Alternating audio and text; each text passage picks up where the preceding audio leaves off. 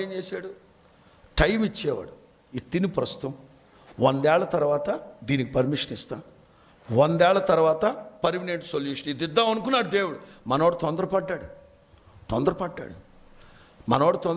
అనడం కంటే ఈ ఆడవాళ్ళే తొందర చేశారు. సిగ్గు లేకుండా వాడి దగ్గర తినేసి మింగేసి ముద్దుడుచుకొని ఆదాముకి ఇచ్చింది. వద్దన్నాడు ఆదాం, తినమంటే కొరికాడు. మింగుతున్న క్రమంలో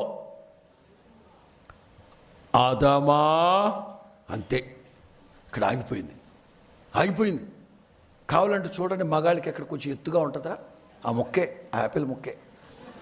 ఆడవాళ్ళకి ఉండదు, సాఫ్ట్గా ఉంటుంది ఆడవాళ్ళకి. ఎందుకంటే మింగేశారు మీరు, స్మూత్గా ఉంటుంది ఆడవాళ్ళ గొంతు. మింగేశారు, మామూలు వాళ్ళు కాదు మీరు.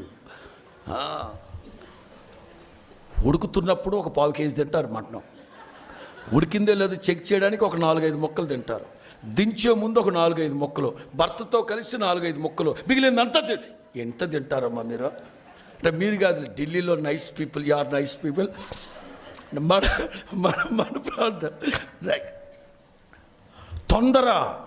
అందుకే దేవుడు ఇక పాపం చేసిన వాడు బతకూడదు, ఈ తోటలో ఉండకూడదు, గెంటేసి ఏదేను తోటంతా ప్రత్యేకంగా కాపలా పెట్టి ప్రత్యేకించి జీవవృక్షం ఉన్న ఆ చెట్టు దగ్గరికి వెళ్ళకుండా అగ్నిజ్వాలు పెట్టుకుంటాడు. ఎందుకంటే ఈ తప్పుడోడు ఇవాళ తినేశాడు, రేపు అది తింటాడేమో.